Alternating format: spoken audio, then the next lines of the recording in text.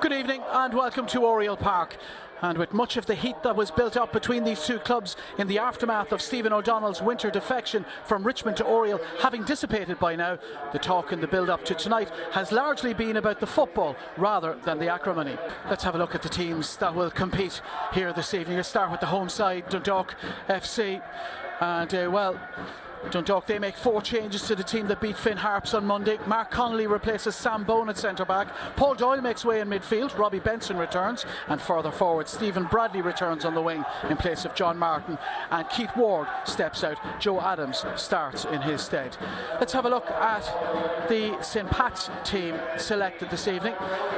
For St. Pat's, well, Tim Clancy, he stays with the same team that beat Bowes on Monday, and that means that Monday's hat-trick hero Tunde Owolabi stays in the side to again partner Owen Doyle up front this evening. Adam O'Reilly. Here's Sam Curtis.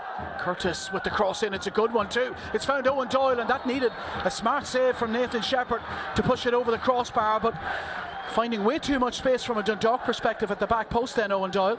Good ball in, but great by Owen Doyle. He found a little pocket of space at the back post, wasn't picked up. In Birmingham, the St. Pat's captain can't get to the ball before Bradley. Here's Robbie Benson. Benson, head up, cross in. Pat Hooban the target. Away by Redmond, only as far as Stephen Bradley. Bradley looking for space, and Bradley finding enough to put the ball into the penalty area. Away by Pats. Bradley again. Lewis McCarry is outside of him. McCarry's cross in to Daniel Kelly with the effort on the volley. Spectacular attempt by Daniel Kelly, and his confidence at the moment in full evidence in that one, John. Really good play by Dundalk, patient build up.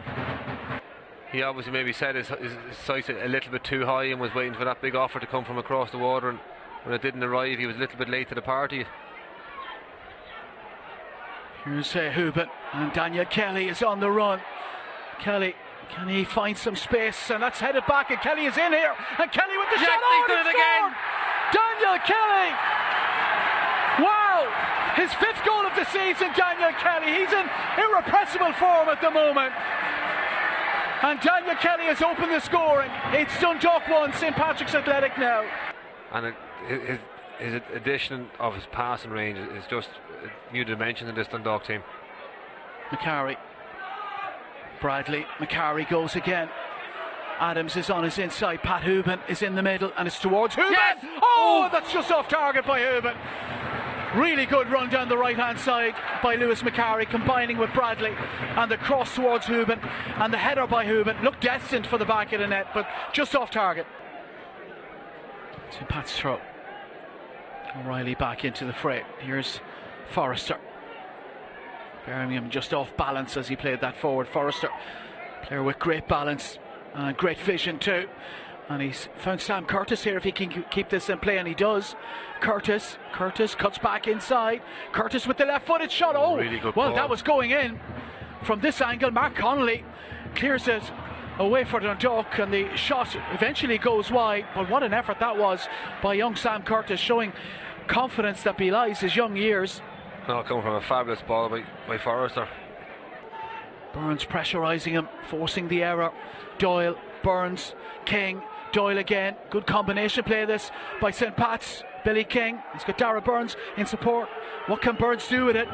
Still Dara Burns, cuts back, shot blocked by Robbie Benson, shot saved by Nathan Shepherd. It was Billy King with the effort. Pat still with the possession. Really good ball that by Joe Redmond. Dara Burns just can't get it out of his feet. And Dara Lee, well, it's blocked down in there by Dara Burns, and for a second it looked like it had deceived Nathan Shepherd. Dundalk at 6s and 7s at the moment. St. Pat's are starting to build that momentum here.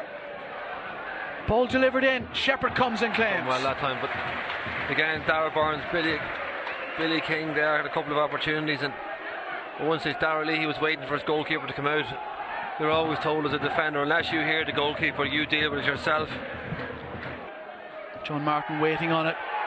Now Dundalk, some of the players felt that there was a free kick in that. Referee says no. O'Reilly helps it on to Burns.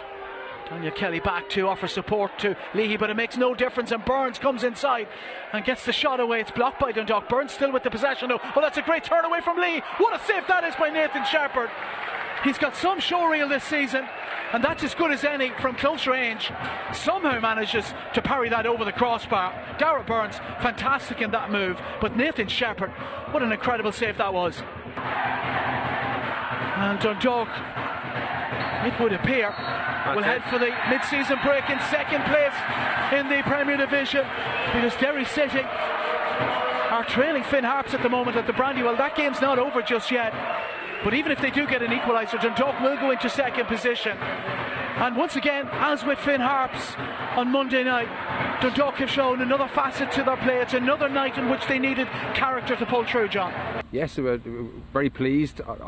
We spoke before the game about performance and performance levels, and probably that was not really, we didn't really play to our best potential tonight, but overall the lads put in a terrific shift. Good resilience in the second half. Our two centre halves, I thought, Andy Boyle and Mark, were outstanding. Greg Sloggett in midfield, Nathan Shepherd. So we're delighted with the 3 points.